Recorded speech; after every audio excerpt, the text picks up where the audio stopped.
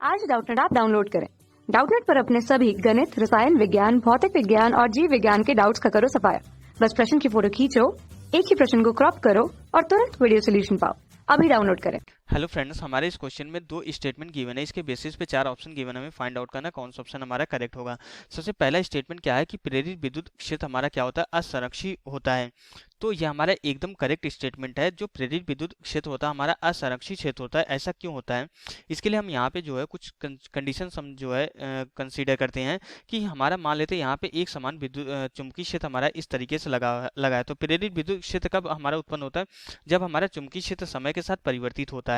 Okay, अगर हमारे यहाँ पे चुंबकीय क्षेत्र जो है समय के साथ परिवर्तित हो रहा है, तो चुंबकीय क्षेत्र परिवर्तित अगर मान लेते हैं समय के साथ चुंबकीय क्षेत्र में वृद्धि हो रही है, तो यहाँ पे चुंबकीय फ्लक्स भी हमारा समय के साथ वृद्धि होता है।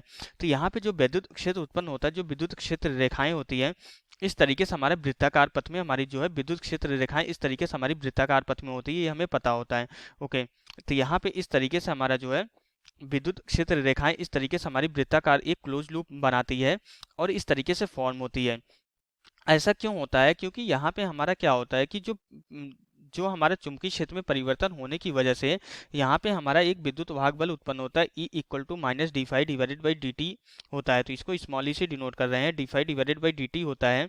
और ये हमारा E इक्वल टू हमारा क्या होता है, minus D phi divided by D T होने की वजह से हमारा क्या हो जाता है, यहाँ पे E equal to minus D phi divided by D T होता है। तो चुंबकीय क्षेत्र में परिवर्तन होने की वजह से फ्लक्स में परिवर्तन होता है, तो यहाँ पे एक विद्युत वाहक बल उत्पन्न होता है। इस विद्युत वाहक बल, जब हमारा विद्युत वाहक बल मीन्स हमारा किससे रिलेटेड है, ये विभवांतर से रिलेटेड है। जब विभवांतर आ गया तो ये किससे रिलेटेड होता है, यहाँ पे हमारा विद्युत क्षेत्र उत्पन्न हो जाएगा। तो यहाँ से जो है विद्युत वाहक बल उत्पन्न होने की वजह से हम ये बोल सकते हैं विद्युत क्षेत्र उत्पन्न हुआ है, तभी हमारा जाके विद्युत वाहक बल आया है।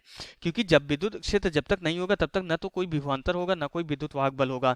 तो विद्युत वाहक बल उत्पन्न प्रेरित विद्युत क्षेत्र आया तभी हमारा विभवांतर और विद्युत वाहक बल आ रहा है, तभी यहाँ पे प्रेरित धारा भी हमारी उत्पन्न हो जाती है। तो इसलिए हमारा क्या होता है कि चुंबकीय क्षेत्र में परिवर्तन होने की वजह से हमारा क्या होता है कि यहाँ पे एक प्रेरित विद्युत क्षेत्र होता है। वैसे तो हम ये पता है कि विद्युत क्षेत्र रेखाएं कभी भी हमारी जो है बंद लूप नहीं बनाती है, लेकिन वो किसके लिए होता है, स्थिर वैद्युतिकी वाले चैप्टर में पढ़ते हैं कि हमारा आवेश जो है, कोई भी अगर बिंदु आवेश है तो आवेश विद्युत आवेश की वजह से कभी भी हमारी जो है विद्युत क्षेत्र रेखाएं कभी भी इस तरीके से बंद लूप नहीं बनाती है, ये कभी भी बंद लूप नहीं बनाती है। लेकिन चुंबकीय क्षेत्र में परिवर्तन होने की वजह से जो विद्युत क्षेत्र हमारा उत्पन्न होता है, ये हमेशा एक बंद लूप बनाता है और इस तरीके से वृत्ताकार बंद लूप होता है। और ये हमारा असंरक्षी होता है। असंरक्षी क्यों होता है, क्योंकि अगर कोई किसी भी आवेश को अगर यहाँ पे एक लूप में अगर हम यहाँ पे गति कराते हैं तो वर्क डन हमारा क्या हो जाता है, वर्क डन हमारा जो है नॉन जीरो होता है। और संरक्षी क्षेत्र में क्या होता है कि हमारा जो है किसी भी आवेशित कण को जो है एक बंद लूप में जो है किसी भी पार्टिकल को बंद लूप में गति कराने में हमेशा वर्क डन क्या आता है, बंद लूप में वर्क डन हमेशा जीरो आता है, जबकि यहाँ पे वर्क डन जीरो नहीं आता है। इसको एक दूसरे तरीके से भी देख सकते हैं। अगर हम यहाँ पे जो है रेखीय समाकलन कर दे vector E dot D L का, तो ये हमारा मैक्सवेल नियम के अकॉर्डिंग हमारा क्या होता है, D phi divided by D T के बराबर होता है। और ये डी फ्लक्स में परिवर्तन होता है तो ये हमारा क्या होता है, नॉन जीरो होता है। तो ये मैक्सवेल का इक्वेशन है, vector E dot D L equal to D phi divided by D T होता है, जो कि हमारा नॉन जीरो होता है। तो यहाँ से हम क्या बोल सकते हैं, vector E dot D L ये हमारा क्या होता है, यही हमारे रेखीय समाकलन होता है, ये नॉन जीरो आता है। तो यहाँ पे रेखीय समाकलन नॉन जीरो होने की वजह से भी हम बोल सकते हैं कि हमारा जो विद्युत क्षेत्र हमारा उत्पन्न होता है, ये क्या होता है, हमारा असंरक्षी क्षेत्र होता है। अगर ये जीरो हो जाता है तभी हमारा संरक्षी क्षेत्र होता है, क्योंकि हम जो रेखीय समाकलन ले रहे हैं एक बंद लूप में ले रहे हैं।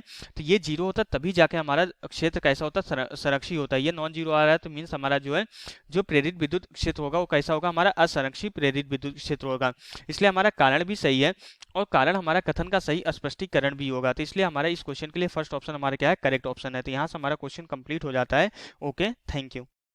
कक्षा 6 से 12वीं से लेकर नीट, IIT, JEE वो एडवांस के लेवल तक 1 करोड़ से ज्यादा छात्रों का भरोसा। आज ही डाउनलोड करें डाउटनेट ऐप या व्हाट्सएप करें अपने सारे डाउट्स 8400 400 400 पर।